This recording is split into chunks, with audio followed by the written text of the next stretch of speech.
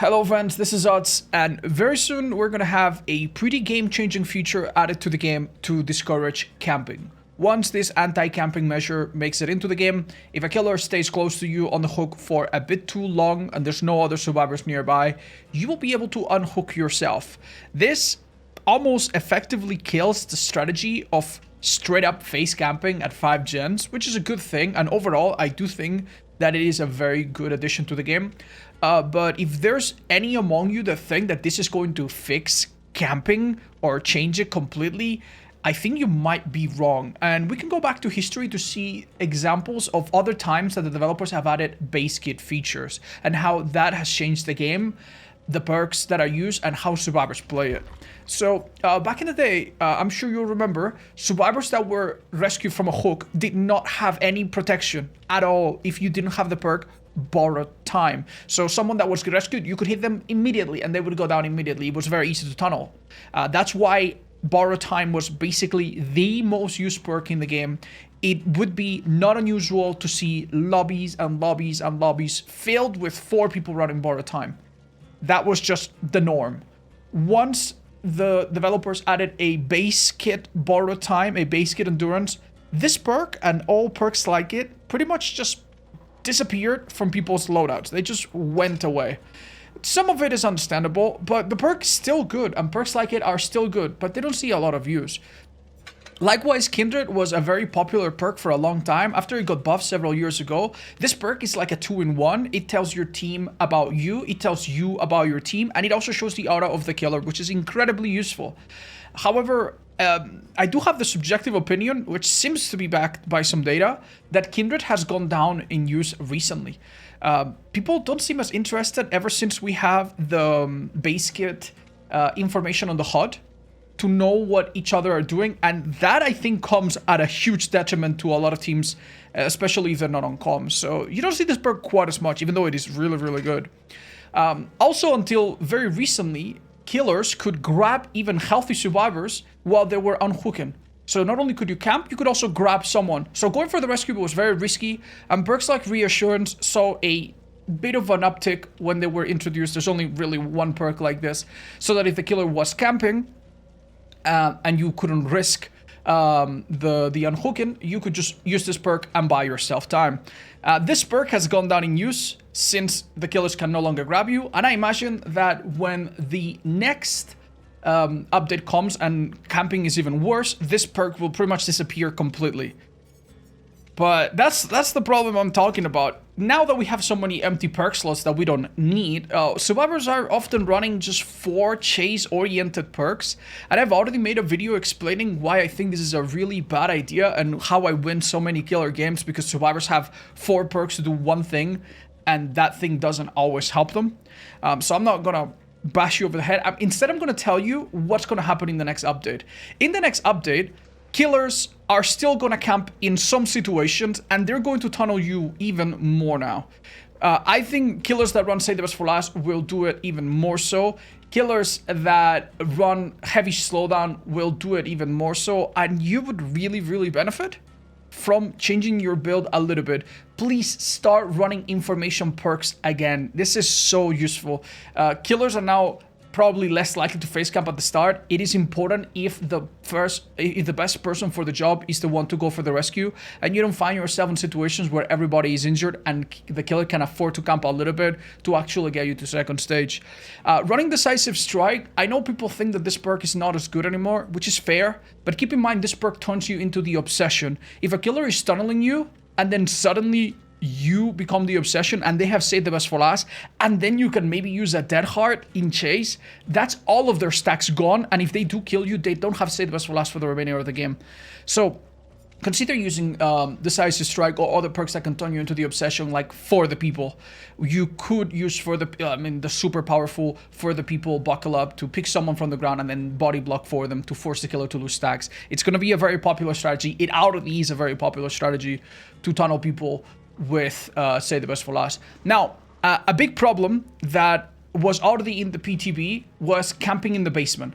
If you are in the basement, at the top of the stairs, you are effectively camping just as effectively as if you were right next to the person on the hook. The survivors cannot go through you easily, especially as killers like hunters, for instance. And the game doesn't quite detect that you're camping because you're so far. So basement will be a problem. In fact, from PTB2 Live, the developer said that there will be a bit less of a penalty in the first, if you are on a different level. So if you are above the basement camping the stairs, the game will detect you even less. And also killers like hunters will have a bit of a grace period. All killers actually have a grace period so that they can reload and get out. So it will be extremely, extremely easy to camp basement. And I feel survivors are not going to be very ready. And even though getting camped before was really annoying, getting camped now, if the killer does get away with it, I feel it's going to be even more frustrating. So I want to help people avoid that. There are a few things you can do to help avoid the basement. The first and most important is just game knowledge, map knowledge, understanding where the basement can spawn. Most of the times the basement will spawn in one of two locations. Sometimes there will only be one place where the basement can spawn. If you have perks such as Plunder Instinct that highlight, or a map that can highlight chests, you can also see a chest in the basement from a distance to know that, okay, the basement is there, so that you can avoid it. There are also offerings that you can use to make the basement spawn in a certain location, which will highlight it for you. You don't have to use this. Most important thing to do, obviously, is to be smart and know where it can be. And against killers that can defend the basement stairs really well, hunters, cannibal, who else can do it? Trickster. This kind of killers, you stay the hell away from basement. Trapper as well. Stay the hell away from basement. If you are in basement, Reassurance doesn't reach from above, but Kinship does. So you could run this perk if you got nothing better if you expect to be camped in basement.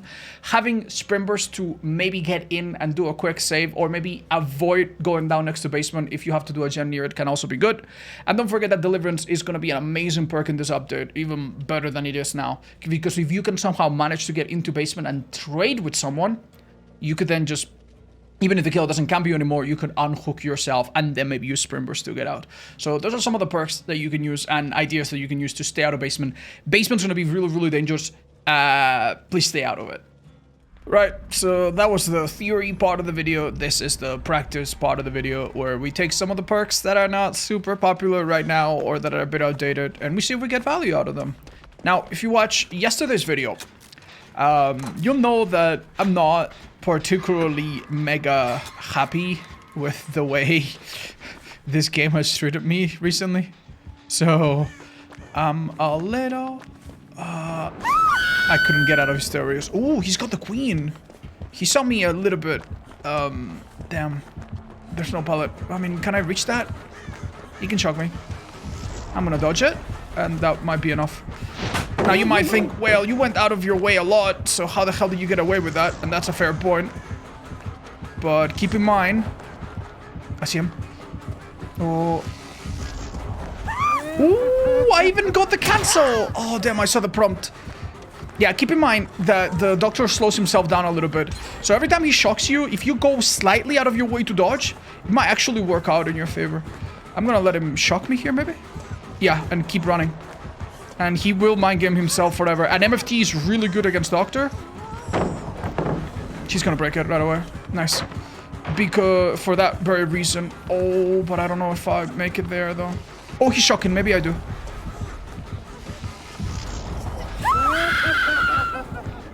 I should make this. Nice, good job. I am the first person to be chased, so ideally I would like not to go on the hook. So if this girl could take a hit. Alright, so I think it's got king and queen, right? Or maybe queen and discipline, because I've got the red stain behind me. Okay, that girl's trying to take some heat off me. Killer might still want me though. Still wants me, fair enough. Do we pre-drop this or what? This is not a great tile, but... No joke, if he could shock at me, I think he's not playing this very well. Oh, and I get a stun? Oh man, that's rough for him. Nah, he's shocking. We keep going. I know there's a pallet here. You as a doctor, you need to really mind it. And I don't even have MFT. I could be having it.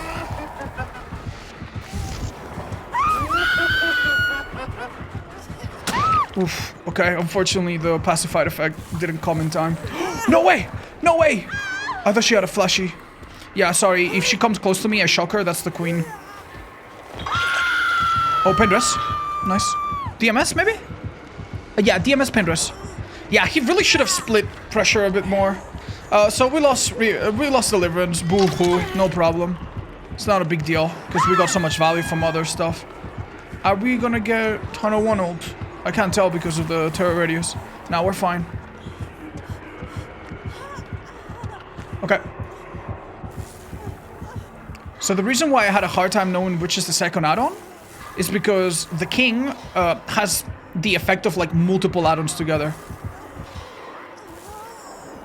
There we go. So you don't really know sometimes until you've seen it more which one he has. He definitely has one of the two. The discipline would make me see the heartbeat and the red stain behind me and give him faster shocks. He's spamming shocks a lot, so maybe he's got that. And King would do a bit of everything. Thank you so much. He's got Sloppy Butcher as well, it seems. Can we switch places? There you go. Lovely. And the Queen is an interesting add-on. It basically gives like a debuff to survivors, where if they, what's it called?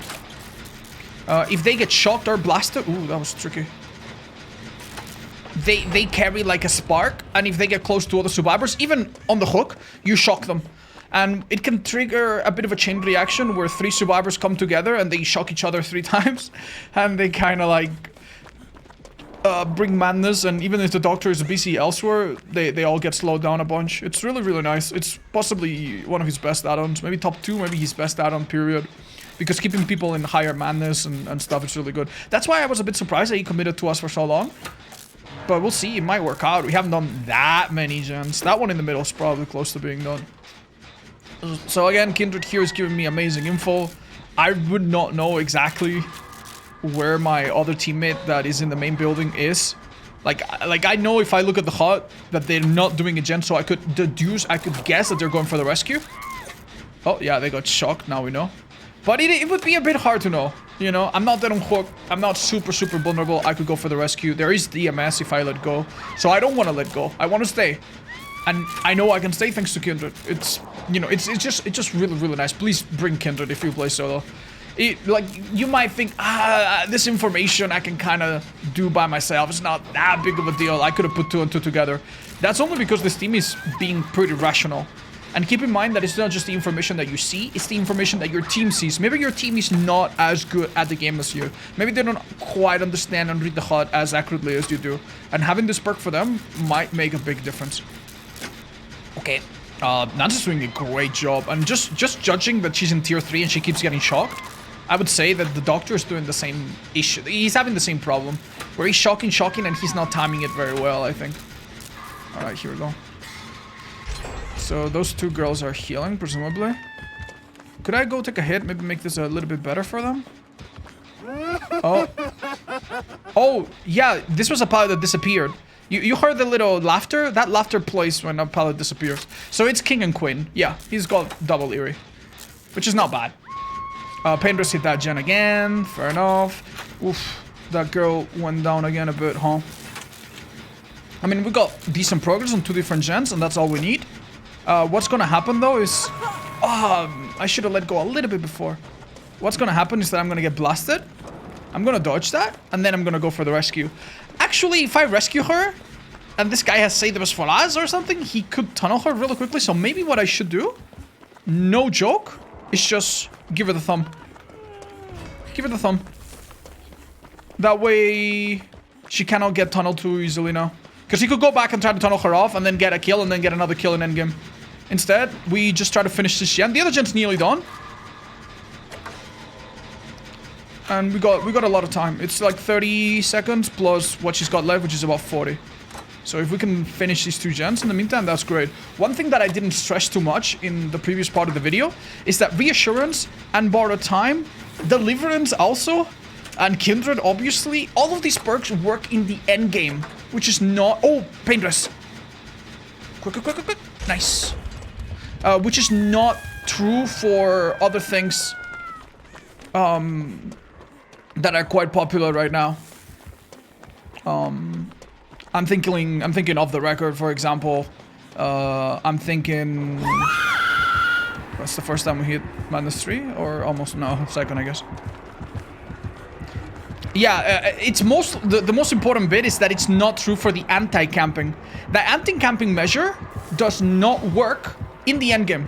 In the endgame, if you want to save a partner from the hook and the killer has no way out, some nasty endgame perks, you do not have any help. But No One Left Behind, Borrow Time, Guardian, I mean, Desperate Measures, I suppose. Any perk like that still works really nice in the endgame. And it's one of the reasons to bring Borrow Time.